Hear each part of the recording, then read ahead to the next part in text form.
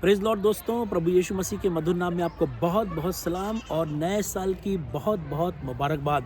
हम धन्यवाद करते हैं परमेश्वर का कि उसने हमें 2025 में सलामत रखा और आज हम 2026 में प्रवेश कर चुके हैं। और जब मैं इस साल प्रार्थना कर रहा था आप सबके लिए, तो परमेश्वर की आत्मा ने मुझे अगुवाई दी कि ये वर्ष हमारे लिए विश्राम का वर्ष है। और सच बताऊं तो जब परमेश्वर ने छठे दिन सब कुछ बना करके तैयार कर लिया, तो उसने 7वें दिन विश्राम किया और उसको बड़ी आशीष दी।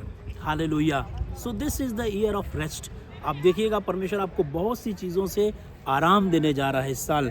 और साथ साथ ये भी है, उसने कहा कि मैं इस विश्राम दिन को आशीषित करता हूँ। इसका मतलब यह है there is a blessing in the rest of God, यानी खुदा की उस आराम जो हमको देता है उसमें उसकी बरकत भी रहती है। और इस साल मेरी दुआ है कि खुदा आपको बरकत भी दे और आराम भी दे।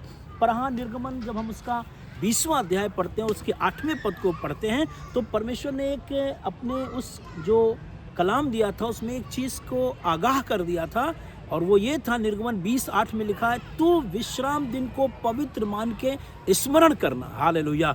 इस साल जब हम परमेश्वर के आराम को लेने के लिए जा रहे हैं, इस साल जब हम परमेश्वर की आशीष को लेने के लिए जा रहे हैं, ये जो विश्राम का वर्ष हमारे लिए है, परमेश्वर चाहता इस वर्ष को हम पवित्र बना करके रखें, सिर्फ पवित्र बने रहें, प्रभु यीशु मसीह के साथ बने रहें, क्योंकि वचन कहता है बिना पवित्रता के कदापि कोई परमेश्वर को ना देखेगा।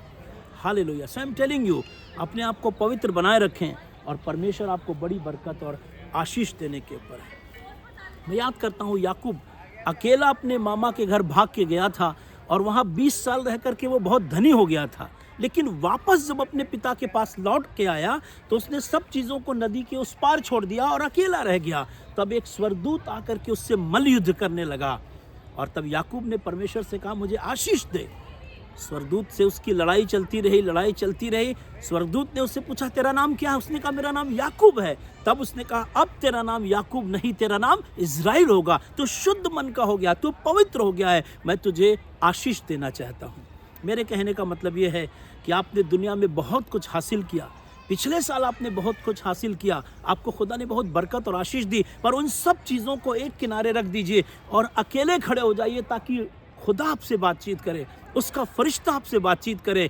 आपकी दौलत वहाँ दिखाई ना दे, आपका एजुकेशन दिखाई ना दे, आपकी प्रॉस्पेरिटी दिखाई ना दे, आपकी तरक्की दिखाई ना दे, आपके अचीवमेंट्स दिखाई ना दें, पर सिर्फ और सिर्फ आप खुदा हो के सामने खड़े रहें, जिस तरह याकूब सिर्फ खुदा के सामने खड़ा हुआ था और तब खुदा ने उसको बड़ी बरकत दी। जब आप नए साल में प्रवेश कर चुके हैं, मैं आपको बताना चाहता हूँ, वो आपको बरकत और आशीष देना चाहता है। इस साल अपने जीवन को सरेंडर करिए और इस विश्राम के वर्ष को पवित्र मान करके रखिए।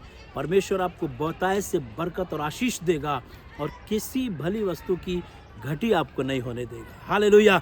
उस दिन के बाद अब वो याकूब ना रहा, वो इज़राइल हो गया। इज़राइल का मतलब होता है शुद्ध मन वाले। हालेलुया। और वचन में लिखा है, शुद्ध मन वालों के लिए परमेश्वर भला है। God is good to Israel.